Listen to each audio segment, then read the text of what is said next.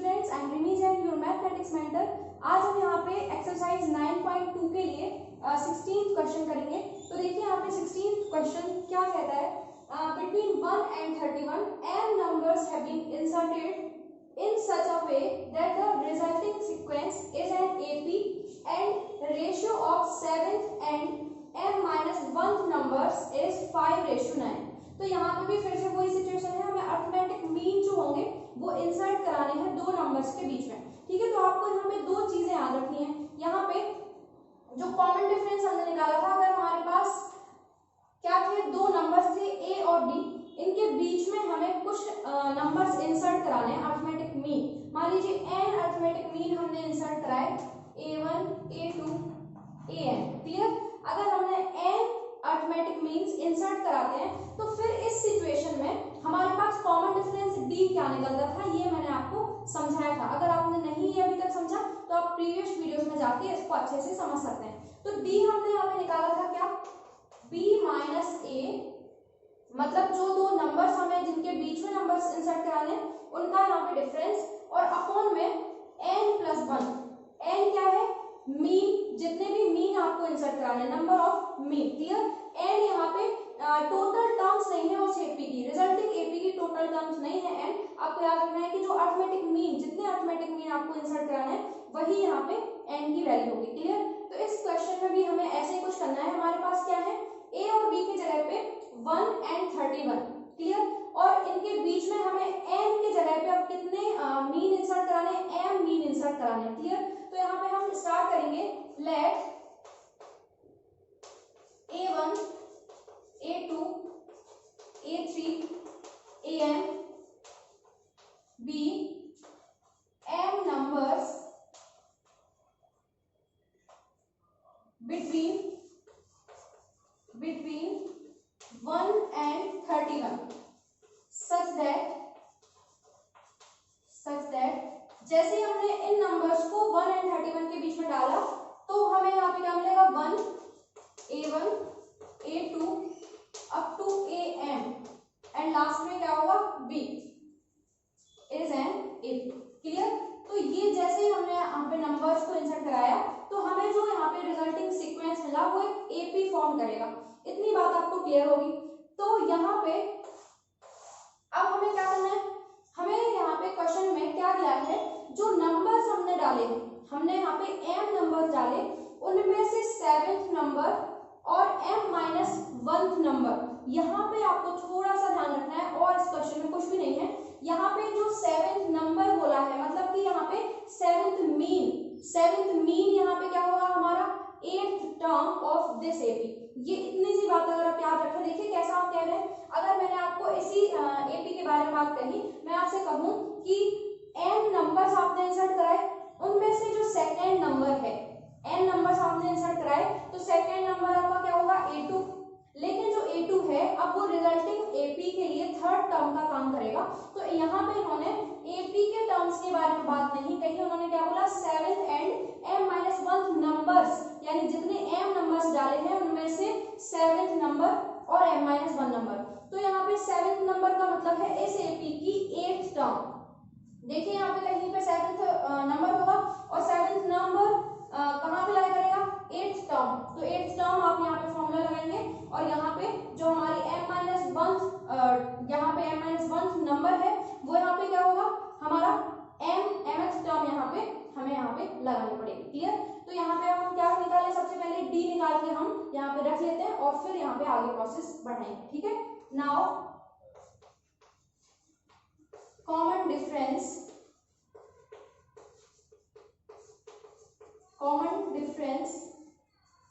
d equal to, ये क्या होगा हमारा फॉर्मूला, यहाँ पे 131 ही लिखिए। क्या होगा फॉर्मूला, b माइनस ए अपॉन m प्लस 1। m हमने इंसर्ट कराया ना नंबर्स, तो m प्लस 1। b की वैल्यू कितनी है आपके पास, 31, और a की वैल्यू कितनी है आपके पास, 1, और m नंबर्स आपने इंसर्ट कराए हैं तो यहाँ पे 30 अपॉन m प्लस 1, ये आपने कॉमन डिफरेंस यहाँ पे निकाल के रख लिया। क्लियर, अब हम यहाँ पे क्या करेंगे, now according to question, now according to question क्या कह रहे हैं कि 7th टर्म और m-1th नंबर इन दोनों का रेशियो हमें दिया है। इसका मतलब हमारी इस एपी की जो 8th टर्म है और mth term, clear, mth term और 8th टर्म का रेशियो इन्होंने दिया है, वो कितना दिया है 5/9। ये प्लीज आप याद रखिए कि यहाँ पे इस एपी की 8th टर्म है लेकिन नंबर कौन सा है 7th नंबर, ठीक है। अगर चाहें आप तो एक बार और इसको इसके पहले ऐसा लिख लीजिए A7/A m-1, ये आप ऐसा भी एक स्टेप ऐसा लिख सकते हैं। A7 मतलब कि मीन 7th है और टर्म होगी 8, तो आप एक बार और स्टेप बढ़ा के लिख लीजिए ताकि आपको रिवीजन के टाइम में प्रॉब्लम ना हो, ठीक है। तो A8 आप जानते हैं, आप A8 का मतलब क्या है A + 7D और mth टर्म मतलब A + m-1 × D, ये इतना आपको क्लियर होगा। अब बस हमें क्या करना है, यहाँ पे A एंड D की वैल्यूज आपको पता है, देखिए A हम देखते हैं कितना है 1 है और D कितना है आपके पास यहाँ पे 30/m+1, तो आप ये नोट करिए फिर हम आगे सॉल्व करते हैं। यहाँ पे हमें इस जगह पे अब A और D की वैल्यू पुट करनी है, तो A हमारा कितना था 1 था और D हमने कितना निकाला था 30/m+1, तो यहाँ पे 7 एंड ये होगा 30/m+1, नीचे भी हम सेम प्रोसेस करेंगे m-1 और D की वैल्यू है 30/m+1 और राइट साइड में 5/9, क्लियर। अब यहाँ पे हम इसको थोड़ा सा एलसीएम लेके सॉल्व करेंगे, तो हमें क्या मिलेगा m+1 प्लस और यहाँ पे भी m+1 आएगा, m+1 प्लस m-1 × 30 और अपॉन में देखिए यहाँ पे भी m+1 चलेगा और यहाँ पे भी अपॉन में m+1 चलेगा, क्लियर। तो ये दोनों आपस में कैंसिल हो जाएंगे, m+1 से m+1 जो डिनोमिनेटर में m+1 थे एलसीएम लेने के बाद में वो दोनों ही यहाँ पे कैंसिल आ और यहाँ पे आ जाएगा 5/9, क्लियर।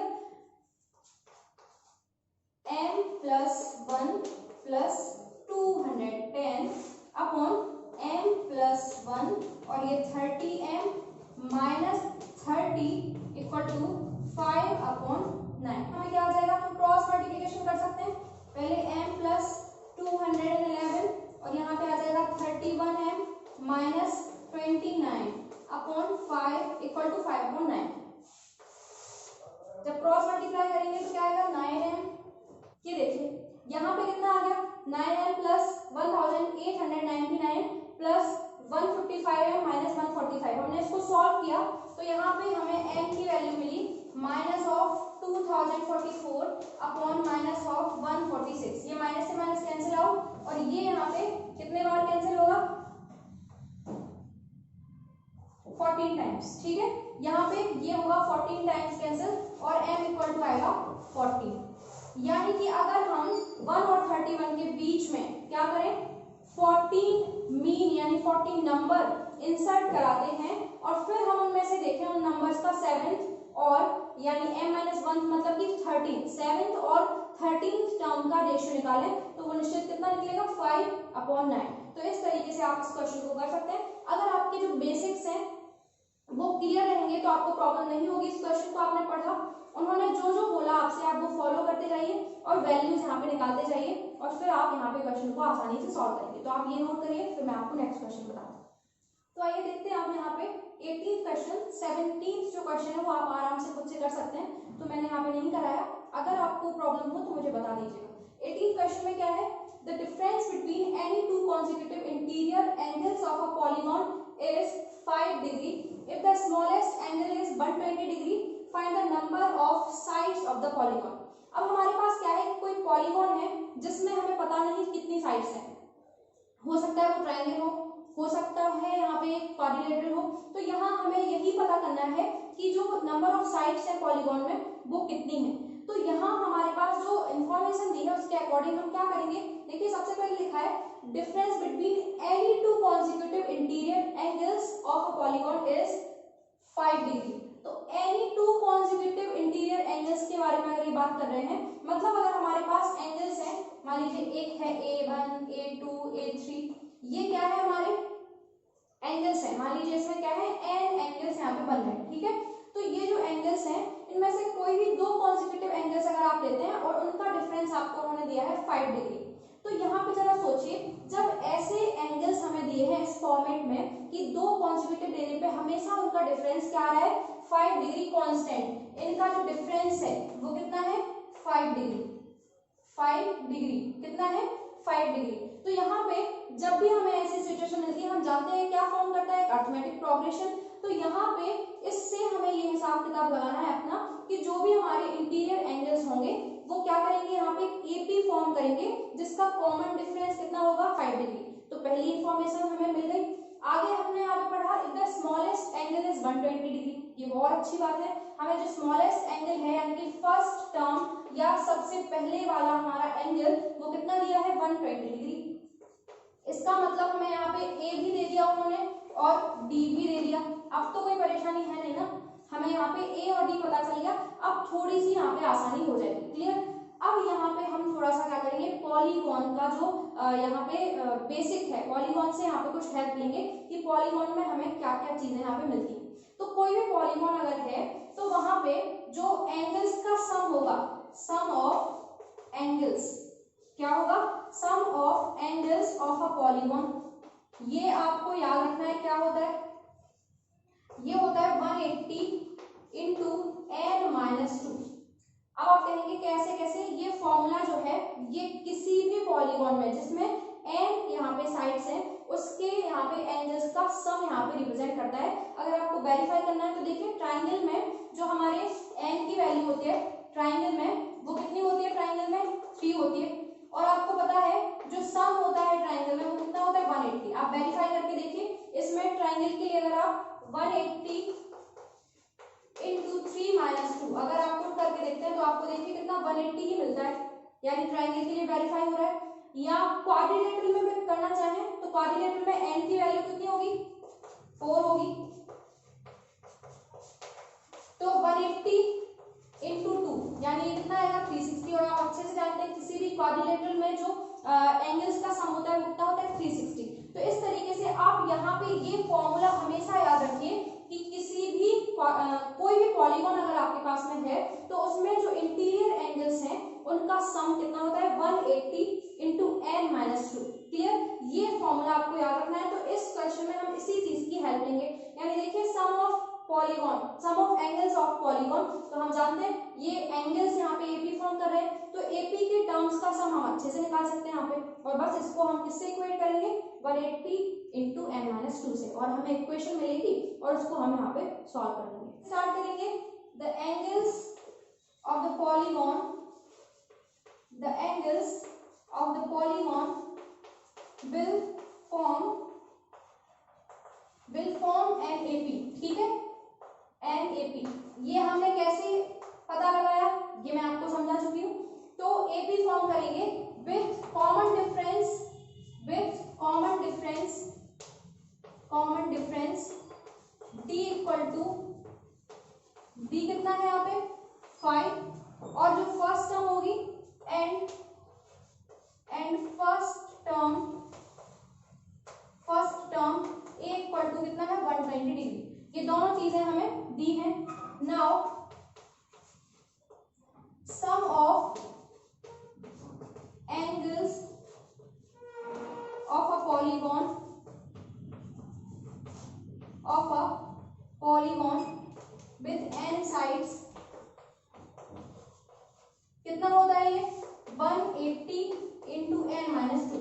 ऐसा पॉलीगॉन जिसमें n साइड्स हैं उसमें एंगल्स का सम होता है 180 इंटू एन माइनस 2, ठीक है। अब ये पॉलीगॉन क्या है हमारा, ये पॉलीगॉन एक एपी, यानी ये पॉलीगॉन के एंगल्स एपी फॉर्म कर रहे हैं। तो यहाँ पे क्या होगा, यहाँ पे SN इक्वल टू हम लिख सकते हैं 180 टाइम्स n माइनस 2। अब SN हम जानते हैं क्या होता है n by 2 2a plus n minus 1 into डी, और ये यहाँ पे 180 into N minus 2, clear. n की वैल्यू हमें पता नहीं है, वही पता करनी है। a की वैल्यू हमें पता है 120 है और d की वैल्यू 5।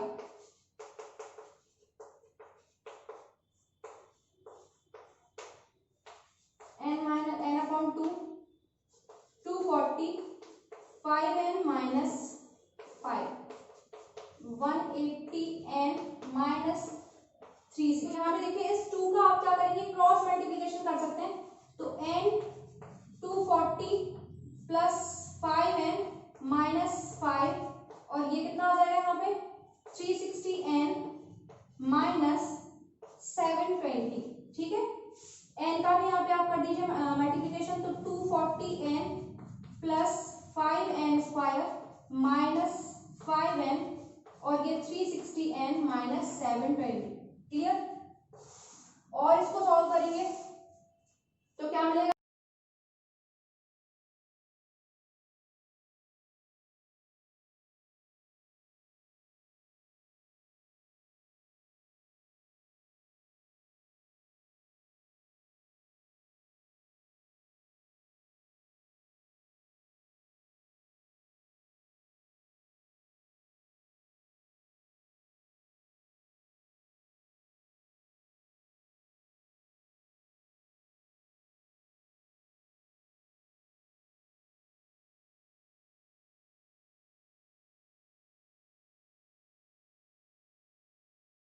तो देखिए यहाँ पे इस तरीके से हम इसको सॉल्व कर सकते हैं। यहाँ पे हमें क्वाड्रेटिक इक्वेशन मिली n square minus 25n plus 144।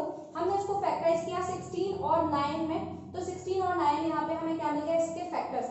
n की वैल्यू क्या है 9 और 16, ये इसके सॉल्यूशंस हैं। इसका मतलब हमारा जो पॉलीगॉन है, अगर 9 साइड्स वाला पॉलीगॉन है उसमें भी ये दोनों सिचुएशन यहाँ पे फॉलो होंगी। मतलब उसकी फर्स्ट टर्म हम क्या लिख सकते हैं 120 और कॉमन डिफरेंस यहाँ पे क्या लिख सकते हैं 5, तो वहां पे एपी फॉर्म होगी। और अगर 16 साइड्स वाला पॉलीगॉन भी हम यहाँ पे यूज करते हैं उसमें भी ये सारी कंडीशंस फॉलो हो जाएंगी।